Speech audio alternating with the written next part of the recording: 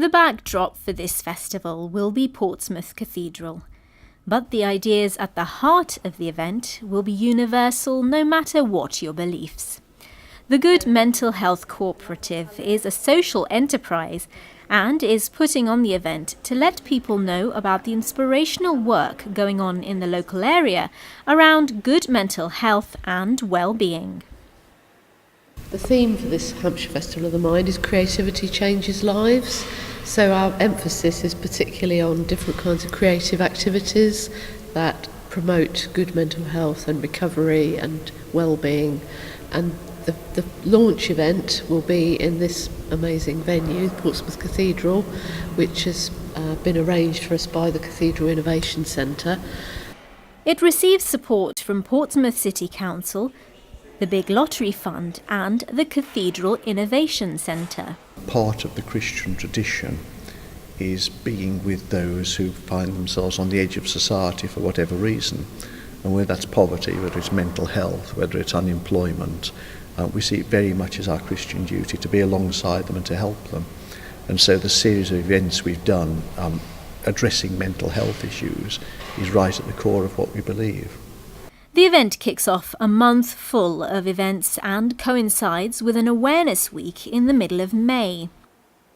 Well, there's lots and lots of evidence about how creative activities really help in lots of ways. So there's something about exploring your feelings and thoughts and feelings in creative ways, which sometimes words can't say. There's meeting up with other people in an environment which is kind of sympathetic. Sarah Haskett is a mental health nurse and freelance actor. She uses drama to get people to talk about their mental health.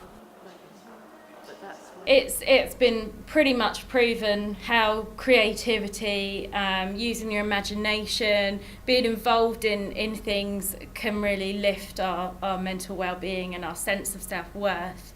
That's pretty much well known now. I mean, it's even been placed in nice guidelines, for practitioners to understand the importance of therapeutic work within creativity.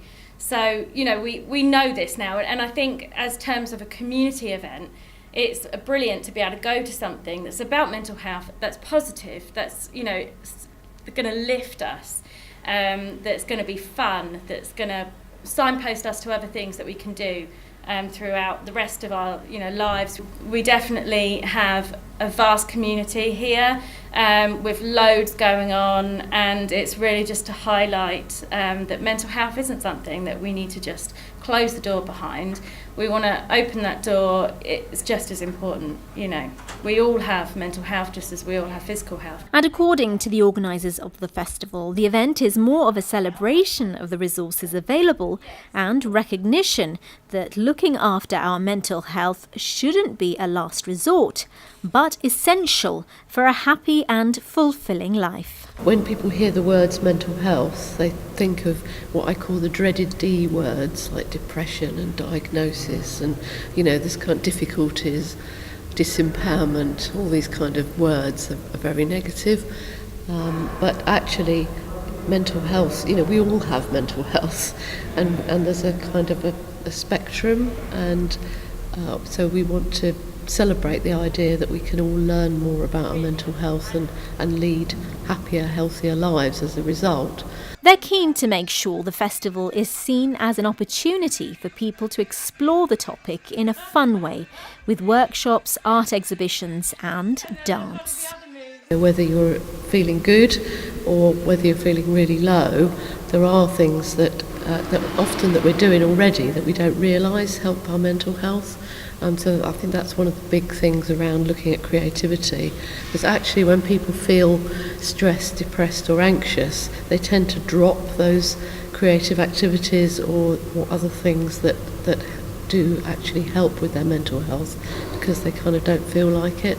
So we want to be saying, go back to that, go back to the things that, help you feel more alive and interested in life. This is Talika Pandey for That Solent.